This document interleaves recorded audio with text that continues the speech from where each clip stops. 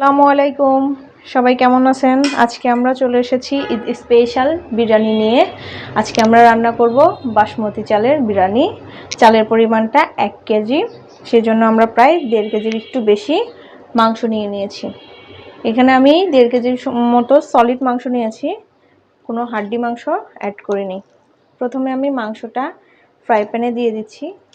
এটা অবশ্যই রান্না করার কমপক্ষে আধা ঘন্টা আগে ম্যারিনেট করে রাখতে হবে, সেই জন্য আমি ম্যারিনেট করার জন্য মাংস নিয়েছি। এখন এটার মধ্যে দিয়ে দেব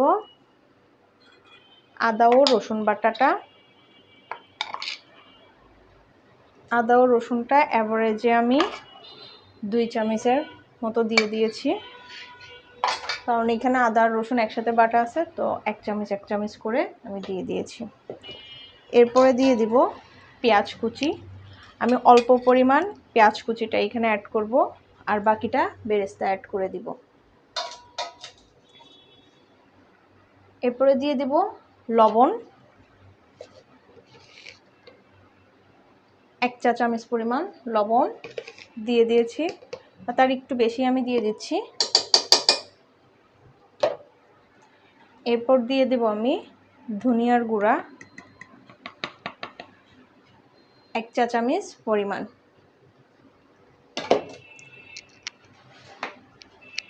এখানে আমি যেহেতু বাটা মরিচটা অ্যাড করব, কাঁচা মরিচ বেটে নিয়েছি, সেই জন্য আমি এইখানে মিষ্টি মরিচের গুঁড়াটা 1/2 চা চামচ পরিমাণ অ্যাড করে দিচ্ছি। দিয়ে দিচ্ছি হলুদের গুঁড়া 1/2 চা চামচ পরিমাণ। এরপরে যেটা দিব সেটা হচ্ছে মশলা। গরম মশলাটা আমি আগে থেকে এখানে বিরিয়ানির জন্য রেখে দিয়েছি, চালের মধ্যে দিব এবং মাংসের মধ্যে দিয়ে দিচ্ছি আমি সম পরিমাণ করে। আমি এখানে তেজপাতা দিয়ে দিয়েছি, গোটা কয়েকটা এলাচ, গোটা কয়েকটা লং, দারচিনি,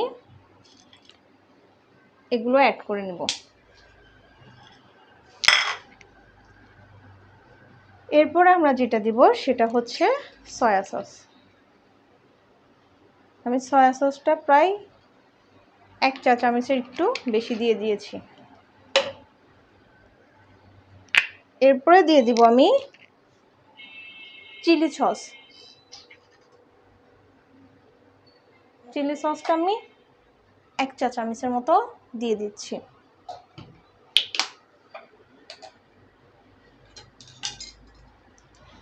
যেহেতু আমি লেবুর রসটা ইউজ করতেছি না, সেই জন্য আমি এখানে ভিনিগারটা অ্যাড করে দিব 1 চা চামচের একটু কম। এরপরে আমি বাটা মশলা যেগুলো আছে আমার, আমি সেগুলো দিয়ে দিব।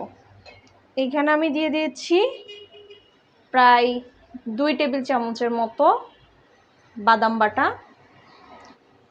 এখানে দিয়ে দিয়েছি নারকেল বাটাটা, জয়ফল, জায়ত্রী আর গোলমরিচ। এখানে সাদা গোলমরিচ এবং কালো গোলমরিচ দুইটা একসাথে আমি বেটে নিয়েছি।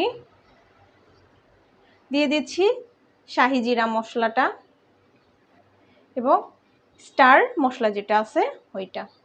এখন বলতে পারেন যে কতটুকু পরিমাণ, সবগুলো আমি 1/2 চা চামচ পরিমাণ দিয়ে দিয়েছি। এখন যেটা দিতে হবে সেটা হচ্ছে জিরা।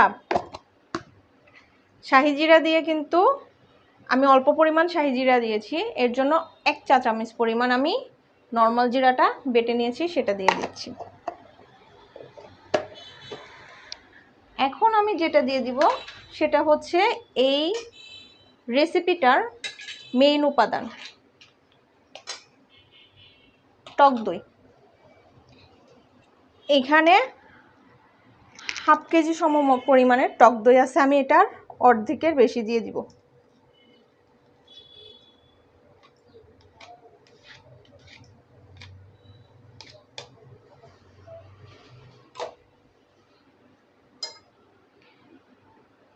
এছাড়া আমাকে আরও 2টা উপকরণ অ্যাড করতে হবে, সেটা হচ্ছে টমেটো সসটা। চাইলে আপনারা টমেটোটা কেচাপ যেটা আছে সেটাও দিয়ে দিতে পারেন। আমি 1 টেবিল চামচের একটু বেশি দিয়ে দিয়েছি, যেহেতু আমি এইখানে অন্য সসটাও অ্যাড করেছি সেই জন্য। এখন আমি প্রথমেই বলেছিলাম যে আমি এখানে পাউডার মরিচটা অ্যাড করব না, যেহেতু পেস্ট মরিচটা অর্থাৎ বাটা মরিচ অ্যাড করব, কাঁচামরিচ বাটা, সেই জন্য আমি এখানে কাঁচামরিচ বাটাটা দিয়ে দিচ্ছি 1 টেবিল চামচের একটু বেশি।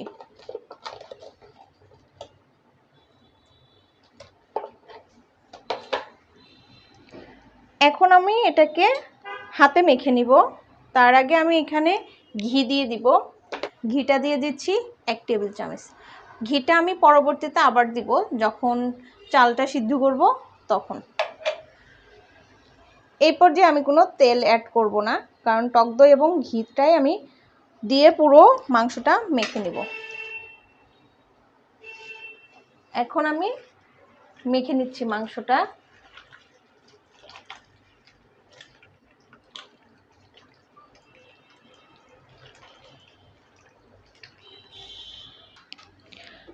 এখানে আমি ভালোভাবে মেখে নিয়েছি যেন সবগুলো উপাদান একেবারে খুব সুন্দর করে মিক্স হয়ে যায়। এটাকে আমি কমপক্ষে আধা ঘন্টা ম্যারিনেট করে রেখে দেবো এভাবে। এরপরে আমি বাকি উপকরণগুলো দিয়ে বিরিয়ানিটা রান্না করব। আধা ঘন্টা পরে ইনশাল্লাহ আপনাদের সাথে দেখা হবে। আমি আধা ঘন্টার বেশি সময় ধরে ম্যারিনেট করে রেখেছি। এবার কষানোর জন্য আমি প্যানে তেল দিয়ে দিচ্ছি। আমি একটু বড় প্যান নিয়েছি কারণ এটার মধ্যে চালও দিয়ে দিতে হবে, সেই জন্য।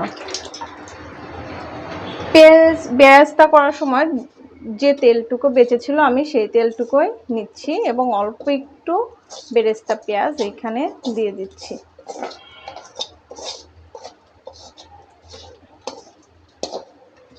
এই কড়াইটা কিন্তু আমার শাশুড়ি মায়ের সংসার জীবনের শুরুর কড়াই।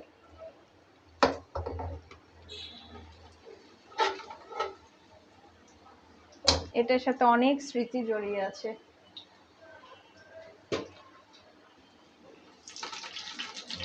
তেলটা আমি বেশি দিচ্ছি না এখন, কারণ এইখানে যতটুকু তেল ছিল আমি ততটুকু দিয়েছি, আর মাংসটা ম্যারিনেট করার সময় আমি ঘি এবং টক দই দিয়ে দিয়েছিলাম, সেই জন্য তেলটা আমি একটু কমই দিব।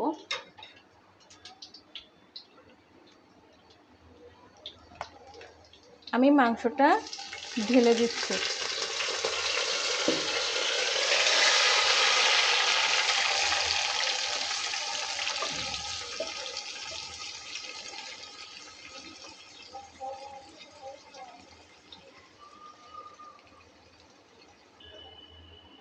দেখেন মাংসটা অনেক বেশি সফট হয়ে গেছে, তাড়াতাড়ি সিদ্ধ হয়ে যাবে, এর জন্য এত লং সময় ধরে ম্যারিনেট করে রাখা।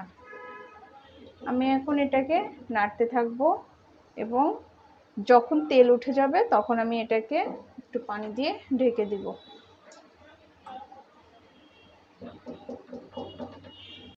এখন আমি দিয়ে দিচ্ছি 1 চা চামচ পরিমাণ বা একটু বেশি চিনি।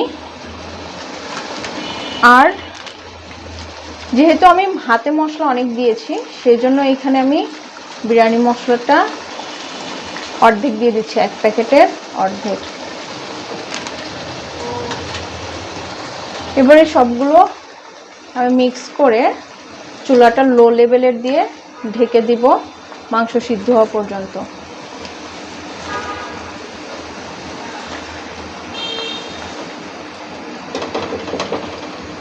এখন আমি মাংসটা সিদ্ধ হওয়া পর্যন্ত ঢেকে দিব।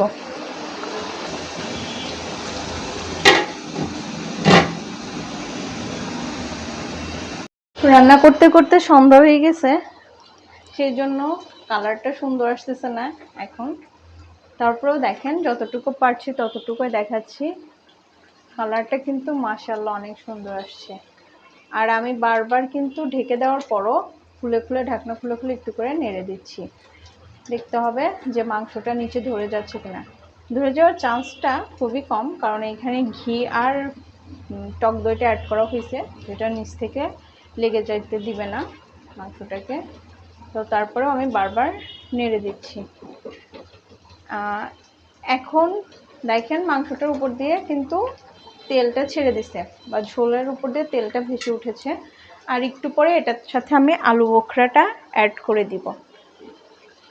আর ঝোলটা আর একটু কমে গেলে আমি চালটা বসায় দিব।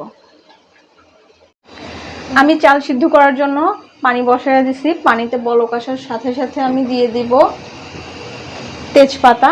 পানিটা গরম হয়ে গেছে, আমি এখন দিয়ে দিচ্ছি তেজপাতা, শাহি জিরা, এলাচ, দারচিনি আর লং। এগুলো দিয়ে একটু বলক উঠলেই আমি দিয়ে দিব তেল এবং লবণটা। পানিটা গরম হয়ে গেছে, এবার আমি এটার মধ্যে দিয়ে দিব লবণ। আমি 1 চা চামচ পরিমাণ লবণ দিয়ে দিচ্ছি। দিয়ে দিব 3টা লেবু আর তেল। আমি কিন্তু মাংস কষানোর সময় শুধু বেরেস্তাতে যতটুকু তেল ছিল ততটুকুই দিয়েছি, এর বেশি তেল দেইনি। এখানে তেলটা হবে সেই জন্য আমি তেলটা দেইনি। এবার আমি চাউলটা দিয়ে দিব।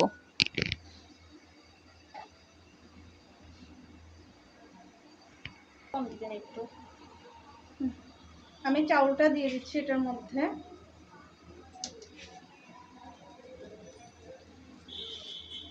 এখানে চাউলটা আমি আগে প্রায় আধা ঘন্টা আগে ধুয়ে নিয়ে দিয়ে রেখেছিলাম।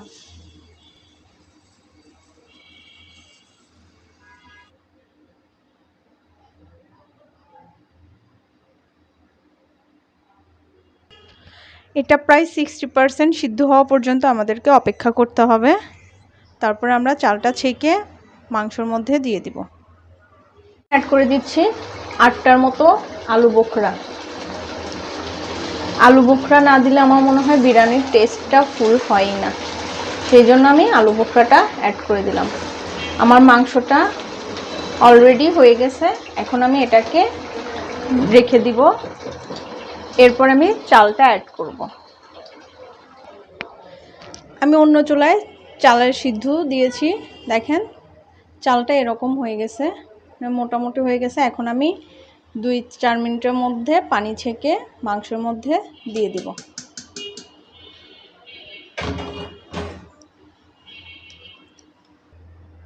আমি চালটা ছেঁকে নিয়েছি 70 থেকে 80% সিদ্ধ করে। এখন আমি মাংসের মধ্যে দিয়ে দিচ্ছি।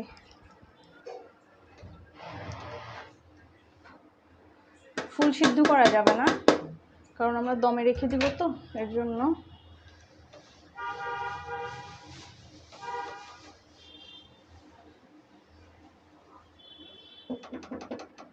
এটার উপর আমি বেরেস্তা দিয়ে দিব।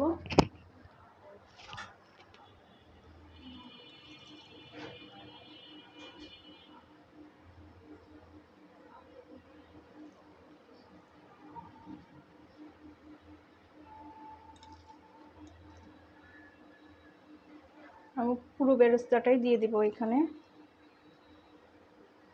আপনারা চাইলে ফুড কালার অ্যাড করতে পারেন, এটা পুরোটাই অপশনাল। আমি কোনো ফুড কালার অ্যাড করতেছি না।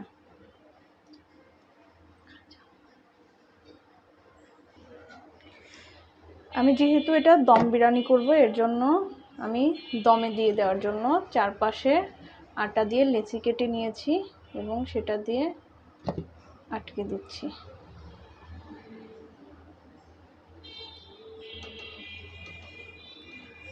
আর আমি রুটি বানানোর যে তাওয়াটা আছে সেই তাওয়াটা চুলার উপর গরম করতে দিয়ে দিয়েছি।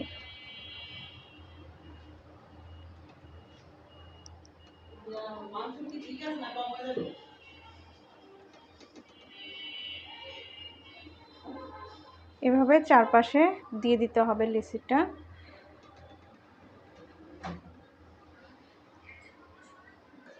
আমি এভাবে চারপাশে আটকে দিয়েছি যেন ভাপ বের না হয়ে আসে, যেহেতু দমে রেখে করতে হবে, কোনোভাবে যেন দম বের হয়ে না আসে, সেই জন্য আমি প্রসেসিংয়ে দিয়ে দিয়েছি। ঈদ মানেই স্পেশালিটি, সব কিছু নিয়ে একটু নতুনভাবে করা। তো আজকে আমি ঈদে আমার ফ্যামিলির সবার জন্য দম বিরিয়ানি রান্না করছি। এছাড়াও আরও অনেক আইটেম রান্না করা হয়েছে। এখন আমি দেখেন এইখানে অন্য চুলাইতে প্যান দিয়ে দিয়েছি, তাওয়া, রুটি বলা ছেঁকার তাওয়া। সেই ছেঁকার তাওয়ার উপর আমি বিরিয়ানিটা দিয়ে দিলাম এবং চুলার আঁচটা একেবারে লো করে দিয়েছি। আস্তে আস্তে তাওয়ার তাপটাতে বিরিয়ানিটা হয়ে যাবে। আশা করি আপনাদের ভালো লাগবে। খেলে শুরু করেছি, এখন রাত হয়ে গেছে। আজকে আমরা দুইজন, আমি আর আমার ছোট বোন সকাল থেকেই শুরু করেছি, আর আপনাদের জন্য অনেক বেশি ভিডিও করেছি, সব কিছুই দেখতে পাবেন। আমরা দম বিরিয়ানির ফাইনাল লুক দেখার জন্য অপেক্ষা করি। এরপর আমরা দম বিরিয়ানি দেখব কেমন হয়েছে। ইনশাল্লাহ ভালোই হবে, আর আপনারাও বাসায় ট্রাই করবেন।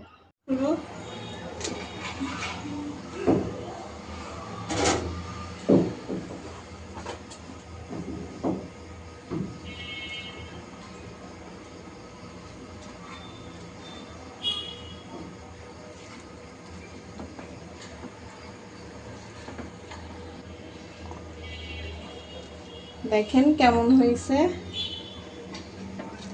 কি সুন্দর একটি স্মেল আসতেছে।